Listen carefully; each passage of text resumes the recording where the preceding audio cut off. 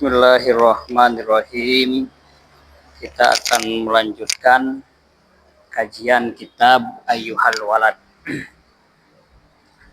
Ayyuhal Walad, he santri, khulasatul ilmi ari intisari ilmu, eta anta lama yen nganyahokeun anjeun atau ata kana taat wal ibadah jeung kana ibadah. Ma eta naon hiya ari itu ibadah. Jadi intisari kita belajar ilmu, intisari kita mengaji, intisari kita belajar ilmu agama adalah untuk mengetahui tata cara ibadah. Mahia, apa itu yang dinamakan dengan ibadah? I'lam kanyahokeun ku anjeun anna ta'ata sanyana ta'at wal ibadah jeung ibadah eta mutaba'atus syar'i mengikuti syariat bil awamiri dina setiap perintah wan nawahi jeung pirang-pirang larangan bil qauli dengan ucapan wal fi'li ku pagawean. Yang dinamakan dengan ibadah adalah taat yang mengikuti syariat termasuk dalam perintah dan juga larangan dengan ucapan dan pekerjaan. Jadi singkatnya yang dinamakan ibadah adalah pekerjaan dan ucapan kita dengan diniatkan dengan mengikuti syariat, mengikuti tuntunan syariat, itu disebutkan ibadah. Kalau kita melakukan sesuatu di luar syariat, itu bukan ibadah namanya. Yakni ngamaksud musonib kullu ma ari setiap perkara takulu anu ngucap anjeun watab alu jeung nu migawe anjeun watat ruku jeung nu ninggalkeun anjeun yakunu maka bukti itu kullu ma eta bi iktidai syar'i mengikuti syariat. Yang dinamakan dengan ibadah adalah setiap ucapan, perbuatan, dan meninggalkan sesuatu semuanya mengikuti aturan syariat.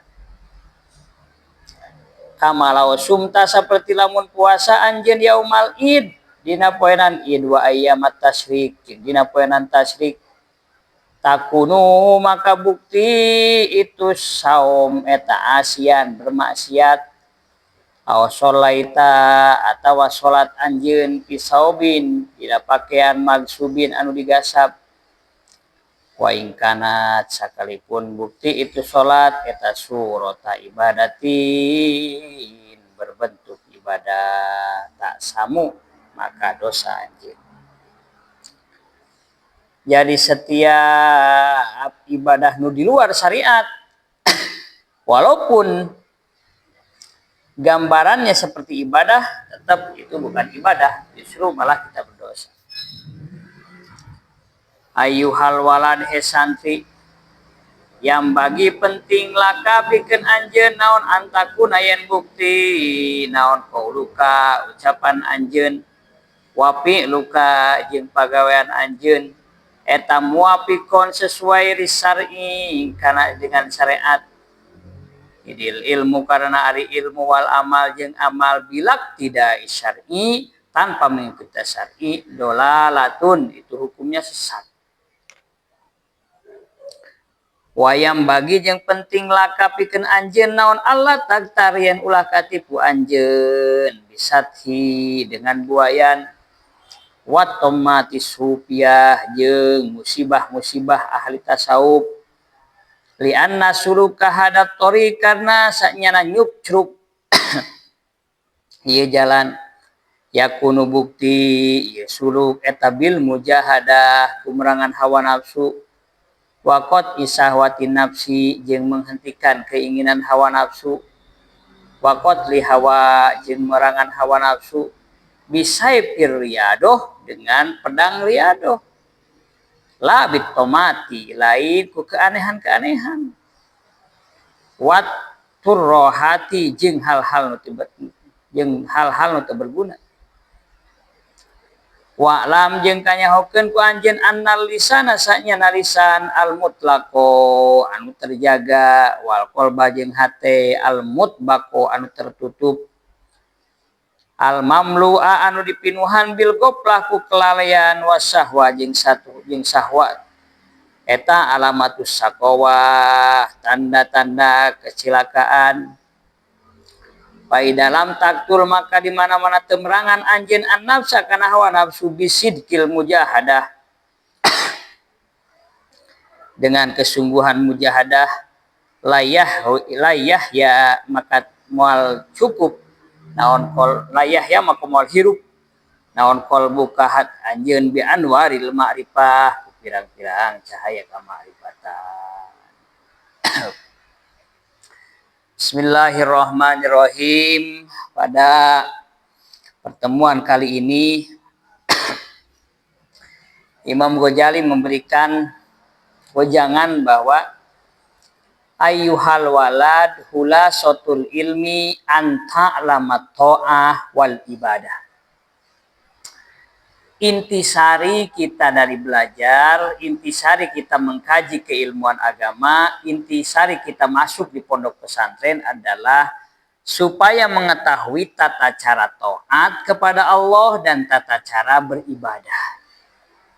Jadi sekali lagi tujuan belajar agama bukan untuk dianggap pintar oleh orang lain, bukan untuk menjadi seorang tokoh yang dikagumi orang lain, tapi belajar agama dalam rangka mengetahui tata cara bagaimana sih taat yang bagus kepada Allah, tata cara ibadah yang sesuai dengan syariat.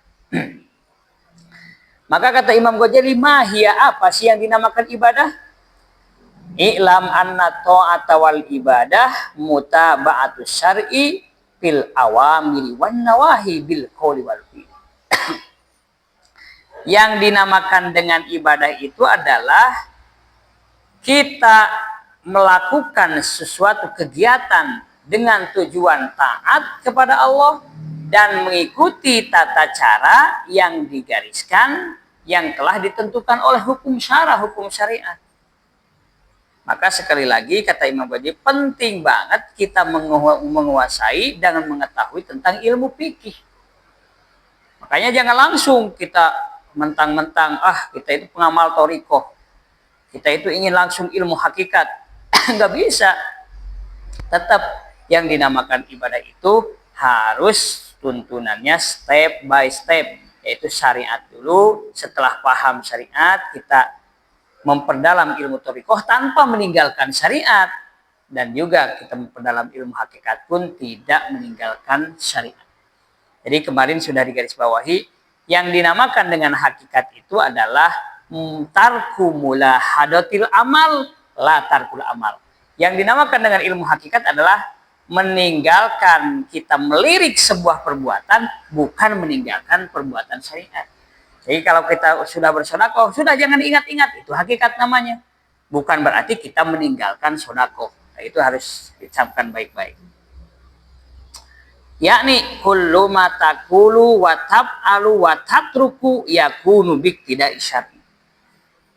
Sekali lagi yang dinamakan dengan ibadah adalah setiap ucapan, setiap perbuatan, dan juga kita meninggalkan sesuatu dengan mengikuti hukum-hukum syariat. Itu dinamakan ibadah. Sholat, kita baca Al-Quran sesuai dengan hukum syariat. Kita mengucapkan yang baik harus sesuai dengan tuntunan syariat. Kita melakukan sholat, puasa, sama harus di bawah bimbingan hukum syariat. Karena memang pengalaman saya kan banyak masuk ke dunia-dunia yang agak aneh-aneh. Banyak orang yang merasa dirinya sudah menjadi waliullah, sudah menjadi kekasih Allah, padahal tuntunan ibadahnya jauh dari tuntunan syariat. Kamalau sumta yaumal idna. Ada beberapa ibadah yang di luar tuntunan syariatnya. Seandainya kita berpuasa di hari Id maupun Idul Fitri ataupun Idul Adha, atau puasa di hari Tasyrik, kata Imam Ghazali, takunu asyan, itu disebutnya maksiat. Walaupun wa in kana surata ibadatin.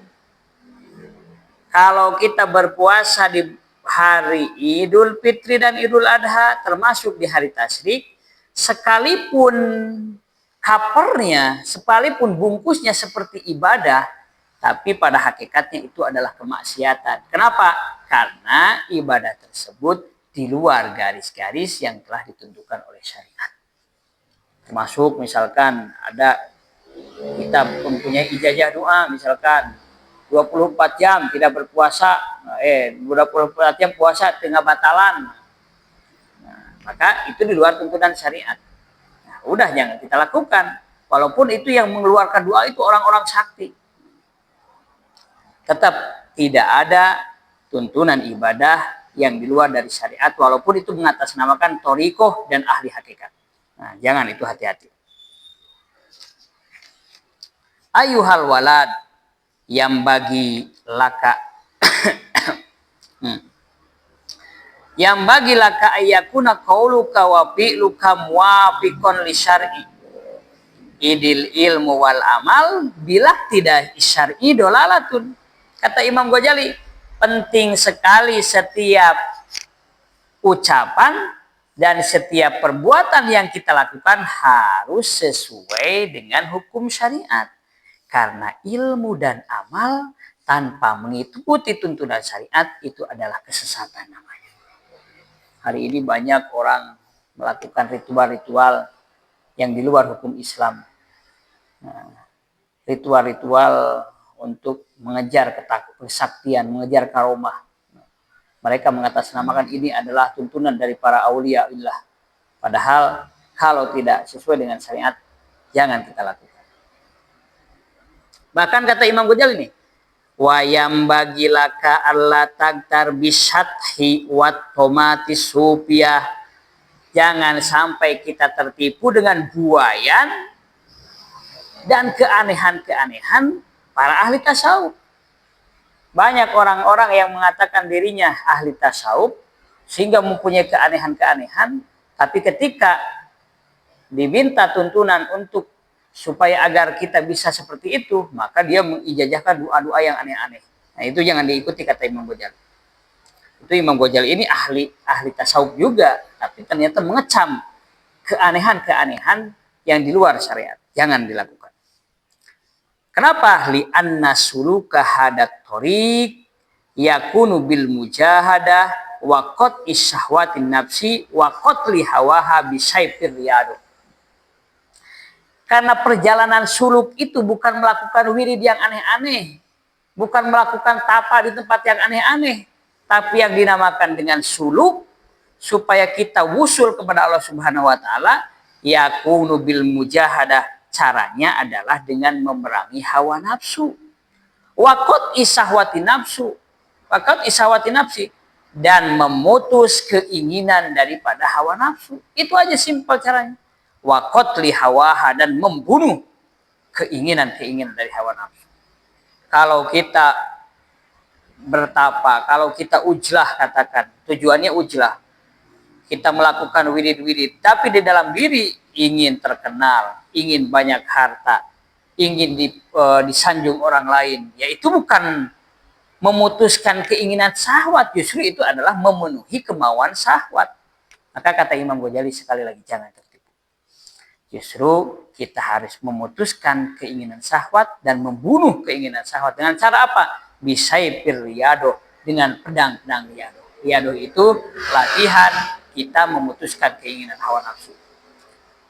La bitomati wat turoh, bukan dengan keanehan-keanehan dan hal-hal yang tidak berguna. Wa alam anna lisanil mutlak wal qalbal mutobbak al mamlu'a bil ghaflah wasyahawat alamatus saqawah. Kata Imam Ghazali, lisan yang tak pernah terjaga, maksudnya lisan yang mengucapkan segala sesuatu tanpa pernah terkontrol, wal qalbul mutobbak, dan hati yang tertutup, al mamlu al bil ghaflah, yang dipenuhi dengan lupa kepada Allah, wasyahawat, dan keinginan hawa nafsu, adalah alamatus saqawah, tanda-tanda dari kebinasaan. dalam taktul an-nafsa bisidqil mujahadah la yahya qalbuha bi anwaril ma'rifah. Hati yang tidak pernah ditaklukkan dengan mujahadah yang benar, maka hati tersebut tidak akan hidup dengan cahaya-cahaya kemarifatan Allah Subhanahu wa taala. Jadi sekali lagi, tujuan daripada ibadah bukan untuk terkenal, tujuan daripada belajar ilmu bukan agar kita disanjung orang lain, tapi tujuan kita belajar adalah agar supaya kita lebih tahu tata cara beribadah. Sekian, wassalamualaikum warahmatullahi wabarakatuh.